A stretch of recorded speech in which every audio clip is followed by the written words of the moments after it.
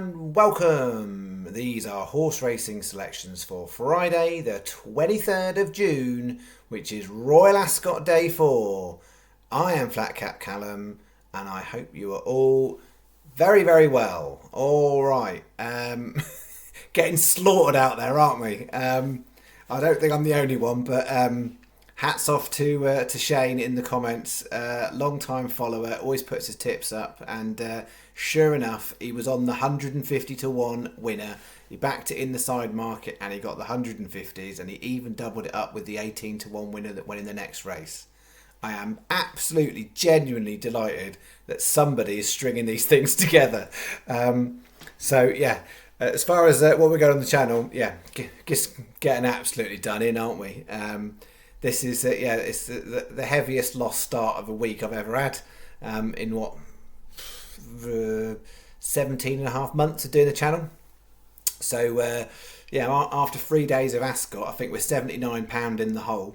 The worst ever week was the York Ebor Festival last year, where we were 106 down for the full 7 days of racing. Not the festival's not 7 days, but we had a bet every day. We lost every single day that week, and we lost £106.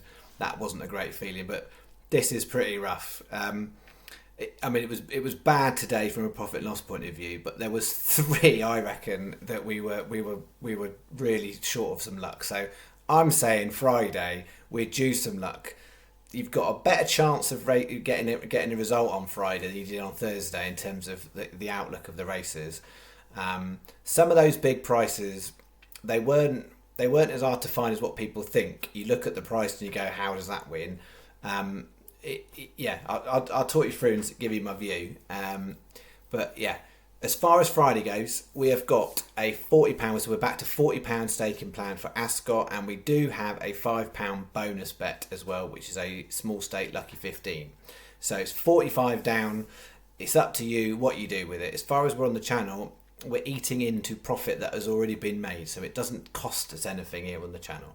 That's how it works. We've built up over all of this time this year. I say built up profit. We had a nice profit in June, but I've blown that in 3 days. So June we're about 12 quid behind now after these 3 days, but we're still plenty up, well over 300 up for the year, and a lot more, a couple of grand up for since we started this. All the stats are in the description. If you've never noticed, have a look. They're in there. It's all super clear and transparent. So part of the gig is when you have an absolute shite day like today, you have to come and face it up. People do things differently, right? So some people are on YouTube for the glory. Some people are on it to try and get money. Some people are on it for ego. Whatever your reason, it's up to everyone's got their thing, haven't they? I'm just trying to help people, and I'm gutted when it doesn't go well. But genuinely, some days I enjoy doing what I'm doing. This week I'm pretty tired, I'll be honest.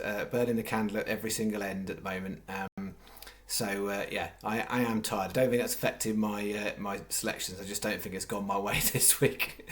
Everyone's got their reasons. But I will come out on a winning day, losing day. I'm not someone who it's going to lose and then you'll never see me again. I'm here. Genuinely, people are super kind, and I know I say it off. Well, I feel like I say it often. I don't think you say it enough. Just thank you to everyone who gets what we're about on the channel, and follows along. Whatever you're betting, it doesn't make a difference to me. But the support is really appreciative, because the vast majority of people get it. I've got a couple of people who just, keep regenerating accounts to slag me off left, right and centre, or try and pick holes somewhere and try and find the secret that actually secretly I'm dishonest. Secretly somewhere along the line, here I am making loads of money from doing all this. I do make money from gambling, right? So I'm a profitable gambler. That is a true fact. I'm not making money off the people watching the videos, and that's the thing I will always say I will never do. I am not here to make money off people. It's fine. If it's a game for some people, they want to play and try and pick a hole, that's fine. The vast majority of people, you're all nice, decent folk, and just got a couple of people who just flick your ear from every now and again. And if that's what it's going to take to do YouTube to help the vast majority of people, I'll keep on doing it. But it slightly pains me how it's been the last 3 days, nobody's doing all right. So Shane, if you're watching, if you've got another 150 to 1 shot, just put it in bold caps for Friday, so everybody gets it. I know a few were on it. I know Susan benefited and she did all right herself, but yeah. All right, so what we're going to do, we're going to spin through the carnage that we found ourselves in on Thursday. Overall, it was 40 on in total, and it was 12.35 back. 35 on, 8.35 back specifically for Ascot. So it puts us, I think 79. I think it's 79 down. All right, so we had this 2.30. His Majesty ran a creditable race, didn't count for Sky because they only paid out 3 places, so nothing back for the channel, but some of you will have got a bit back on that. The horses that won that, so 150 to 1, it wasn't a complete no-hoper. It just drifted massively in the market more than it should have done. If you look back its penultimate run, it ran a decent enough race with that horse and wasn't far away, and yet that, like a length over the same distance, and yet that horse went off at single figures and the other one went off 150s. So there was huge value in that price. At the time when I did my research, I didn't think it was worth chancing at the prices given the place terms, but it ran an absolute cracker. The horse that was second, I said Richard Farley might be the guy to be on for day 2. Not on not on that horse though, was I? Malk at 66 to 1. One race, that's all it's ever done. So had some potential. So they weren't as ridiculous as you find, you know, sometimes on a Thursday afternoon at Kilbeggan in the 2:30 maiden when you get 150 to 1 winner. Those are harder to find. All right, then we had the 305, and this is where I think we got doubly done over there.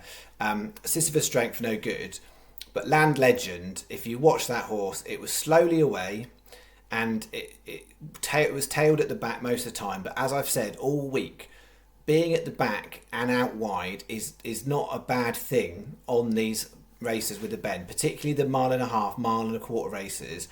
Being out the back on the bend is not a bad thing, and you don't want to be on the front end, and you don't want to be on the rail. There was a couple today did okay off the rail, but generally speaking, out wide, out the back. So that horse didn't have a great start on paper, but actually it was doing all right. And then it was scything its way through, and it got impeded turning in a little bit, and then it got absolutely done over by its stablemate when it was coming through on the rail. And I was convinced that horse looked like it was going to come at least frame, possibly come up and get near the winning post first. But what most people might have missed as well is Inquiring Minds. So that was hanging out with the horses that finished first, second and third out the back, and they all came together, and just as they got going in the straight, 2 of them sandwiched that one and completely took it out. So if you watch back the race, that was basically in a little squad with the first 3 home. It happened a bit further back, sort of about 2 furlong mark, I think it was, before that one. So yeah, double unlucky there. That one, soon as I saw the race, I was like, right, it's gone up, it's on the rail, near the front, we're done for on that one. Lumiere Rock did run up with the pace and did stay on to be a nice second, but 14s is the SP I had. So if you've got 33s, well, a much better price. The channel only got 14s for SP. Subjectivist ran a decent enough race and was placed, but a much shorter price at 9 to 2. Non-runner we had on there. That was that. And then what did we have? This Britannia handicap. We weren't that close. Ramazan wasn't a million miles away. But if you actually look at where the horses that finished, outside the winner, they were big prices. So that it was the horse that won back down to favouritism. It was Hayley Turner on a 3-year-old up the straight at Ascot. She's done it a lot of times over the years. She's got a particularly good record on the straight, particularly on 3-year-olds. And so we will be taking her horse on the 3-year-old straight race for Friday, which you'll see in a minute.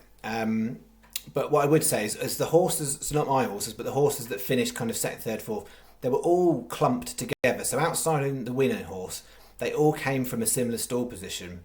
And what you found is although I hold my hands up and say got it wrong I didn't want to be low drawn on the straight. The actual reality is there's a decent bit of ground, which is the majority of the horses framing are coming up. You're getting odd exceptions across the track, but the majority of horses making the frame up the straight track are coming up just left of where the carriage comes down, so just left slightly towards the far rail. And any horses that are coming up in that middle bit, so in one of these big field races, they were kind of coming in the low 20s, and in the other one they were coming up in sort of the high single figures, low double figures, but they basically came up the same bit of ground. So the tricky thing here is, I don't think you want an extreme draw kind of either end, but it's hard to know. It all depends on how the race unfolds, whether you've got that bit of land to come up. So yeah, I'm not massively draw bias coming into on Friday, but I found myself slightly stacked on higher numbers, but I've just kind of I've gone with it. Anywho, that was a long explanation. Then this race, Bolster was the other one. Yeah, Bolster, if you watch that back in the 5:35, that absolutely looked like it was going to storm to the front and got taken out completely, and the gap that was left behind was where Pirro came from, which went and won the race. So it was absolutely on the right bit of ground to come straight through, and we got taken out. And then in the last leg, Bo Pedro placed at 40s, and that was it. I think with the accumulators, they all struck out. So that was that. Oh, should have mentioned though. We will mention the bonus bet. Channel got paid out on Fristrel, 40 to 1, 10p raw 4 deduction. The jockey did a really good race to a point. So yeah, she got out front absolutely nicely from stall 3, got to the front, and then when she got to about 2 furlong to go, I don't know if it was just inexperience, but she just didn't push on the horse. So it's just sort of the others sort of came up to her and stuff, and it was all a bit too late. And I don't know whether she'd have got to the winner, because the winner was stretching out a little bit, but yeah, she absolutely could have got that horse in second or third.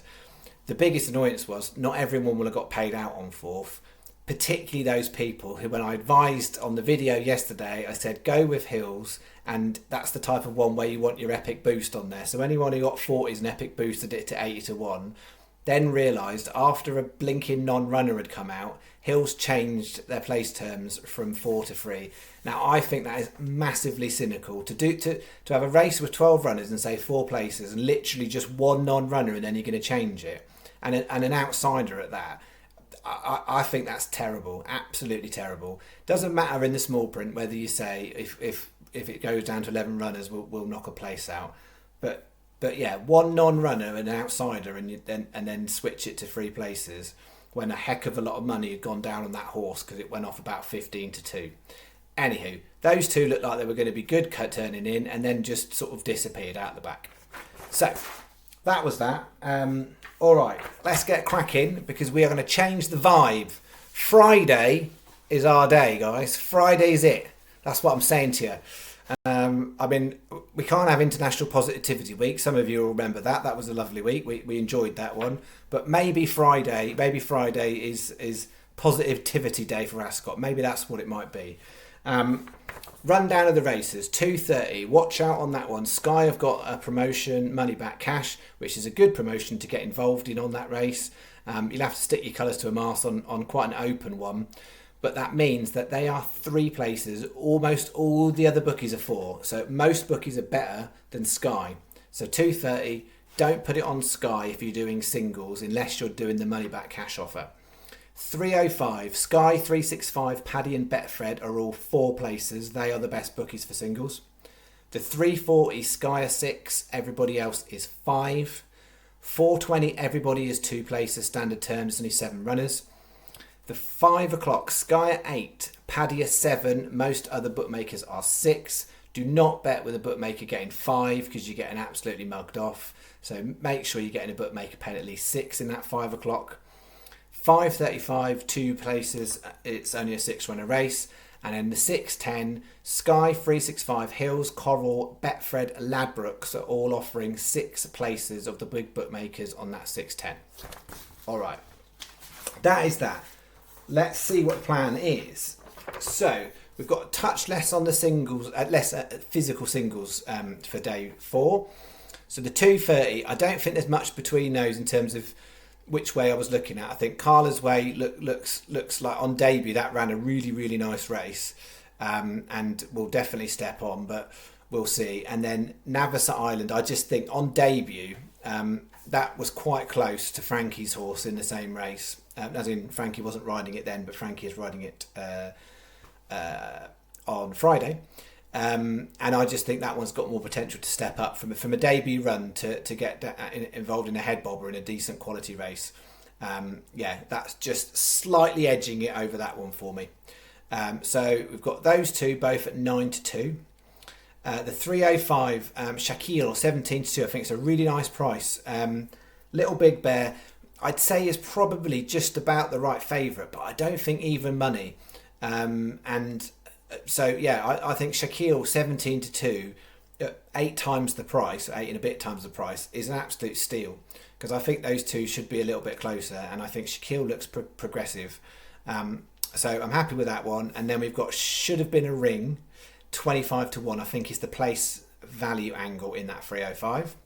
Then the 340, I've got 3 against the field.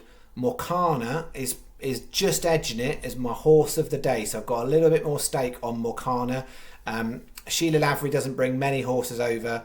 If you actually look at her record in 3-year-old plus races and the last 5 years, she's brought over 6 horses and 3 of them, 50% of them, have placed. That's a nice little stat on there. That's not specifically the reason that I like the horse. I just think it's run nicely the last couple of times over the Curragh, and if it comes over to Ascot with that level of form, and runs up to that standard, I think that price looks massive. I'd absolutely have that horse much more like a 12-1 shot. I think there's real value in that Morcana. There's a big unknown about how it's going to travel over, how it's going to handle the track. But we'll see. We've got Lucander, which you've taken before on the channel at big prices. It's one of those ones, it looks like an unlikely winner, but I think it's overpriced for a place, so I've had it in there at 40s. And then I was having a right look for a third horse between the Side Bin Sarur horses, and now I've told you I was looking through the Side Bin Sarur horses, I'll probably be on the wrong one, won't I? But Live Your Dream, it ran a nice race after a really long break, and as long as it doesn't bounce and have completely flop off the map, if that kind of runs to the same standard or better, as I would hope, because it's going to improve for the run, that should be a single figure horse definitely. So that's the 3, and then the 420 I've gone for the value angle on that one. Comprar 25-1. That almost sounded like I knew what I was saying. I don't know what the word is or where it's from, but Comprar is what we've got, 25-1. So the top two, the 230, we're going £1.60 win singles on those two, splitting them 2 £1.60 win singles. We've got a £1 each way single on Morcana, and then the watch out here is all week so far I've been mainly doing 50p's. The singles on everything else for Friday are 60p's because I've got a couple of less horses, slightly up the stake on it. So for those other 5 there, Shaquille Should Have Been a Ring, Lucander, Live Your Dream and Comra, 60p each way singles. Okay, then the other half of the singles, if we can get this out, here we go. We've got in the big field race that's paying a few more places, particularly for Sky and Paddy, we've got 5. And I'm slightly banking on Irish, so I've got kind of Irish horses in the handicaps. Well, certainly the first couple. The first couple. Yes, the first couple, that is true. Mabel Artiste 12-1, Unless 18s, Bellafinia 18s. They're all the Irish ones. And we've got a couple of home horses, Choicia 28s, and then Hayley Turner's horse Balalaika 50-1. Then the 535, that's come in already actually. You got about 20-1 about 7 o'clock on Dubai Mile. It's now got 12-1 on Sky, but I think 16s was the best price on 365 as a standout. Dubai Mile, that one's a bit overpriced for me. And then in the 610, I've gone 3 in the last race. I think it's a tricky one. Rocket Rodney, I think, is got nice form. I really like that horse. The problem I've got with that horse is I think it's drawn too wide on the high side. But I took the decision on Friday. I wasn't going to be swayed particularly by the draw, because what experience tells me is even if you track the draw at Ascot, you can end the week with a completely different looking bias if you think there is one, I don't think it's so much of a bias. I think it's not the draw. I'm not even sure it's the pace. As I said, I think it's the middle to far bit of track towards the end is where the framing horses are pretty much coming from, with the odd exception. So Rocket Rodney 22s, then we're going Prince of Pillow at 25s and Wellbank at 25s. 9 times 60p each way singles. That is them. And then we've got into the multiple bets. So we've got 5. We've got a Win Trixie. We didn't have one on Thursday, and we have got one back on Friday. 230 Navassa Island 9-2. We're going with the hot pot favourite in the 420 Tahira 8-13. And then the 535, we're going to take a chance that Arrest can bounce back. I think the favourite in that one's vulnerable. You'll see I've put it in the 6-fold ACCA, the favourite. But I do think it's a bit vulnerable because it's got the best piece of form, standout best piece of form, and it's running against horses that underperformed against it in the Derby but had better form before, but the better form before was on softer ground. So it's quite a hard read. But you do tend to find horses that do well in the Derby don't always then go on and do other things. Sometimes they do, sometimes they do not. So we'll take a chance that Arrest can turn the form of that one. So that is the 65p Win Trixie, £2.60 a bet. The 1 lucky 15 for Ascot is this. The 305 Shaquille at 17-2. Morcana in the 340. Unless in the 5 o'clock. And Wellbank in the 610. 20p each way lucky 15, £6 bet. And then we've got an each way Trixie and a bigger combo bet for us on Friday. So the each way Trixie, these are in some of the slightly smaller field ones. 305 should have been a ring 25s, 420 Comra 25s, and 535 Dubai Mile at 12s. 25p each way Trixie, each way doubles and a treble. And then I've got a combination doubles and trebles bet for the combination bet. So we've got the 3 handicaps, 2 apiece in each. In the 340, Lucanda and Live Your Dream. 5 o'clock, Bellafina and Choicia. And the 610, Rocket Rodney and Prince of Pillow. So what that is you put all 6 in the bet slip. And you want 12 times 20p each way doubles. And 8 times 10p each way trebles. That makes it a £6.40 bet. So just a touch more than an average lucky 15 on the channel for that one. So if you go to a betting shop and you put that on, literally you can write it like that, and that would be fine. If you're doing it online, you put all the 6 in the bet slip, and you want 20p each ways on the doubles, 10p each way on the trebles. £6.40 is your bet. And then we've got 6-fold ACCA before the bonus bet. 6-fold ACCA, we're going in the 230 Carla's Way, 305 Shaquille, we're going the 340, we're going to go the value horse for the day, Morocana in there, and we're going the 420 Tahira, 5 o'clock Mabel Artiste, and finishing off the favourite in the 535 King of Steel Even Money. 50p each way, 6-fold, £1 is your bet. And then the bonus bet of the day to finish us off, I did have 5 and it was a short one, and I've knocked it out. It was a bad each way race. I think it was like the 120 Redcar. I think if you like a little bit of a bad each way, I think it's the 7 runner, but the second horse in that race, the 9-2 shot, looks like it very clearly should be second best, but it's a terribly low quality race, so I've skipped it out. So we've got the bonus bet here with 520 Newmarket, Goddess of Fire at 18s. 525 Down Royal, Spirit of Eagles 20s, 645 Limerick, Western Cape 17-2, 755 Chilean in that 755 Limerick 15-2, 15p each way lucky 15, 25p each way double on the top 2, so that's £5 your bet. 365 Coral, Ladbrokes, same place terms as Sky, but you'll get Bog in the morning, so 365 Coral and Ladbrokes are best, Sky next best. That is it for Friday's Positivity Day at Ascot. I'll be back Saturday morning. I will be back Saturday morning. I said it last night. I got my days wrong. I will be back Saturday morning. All right, let's hope Friday brings us more joy. Thank you very much. Bye-bye.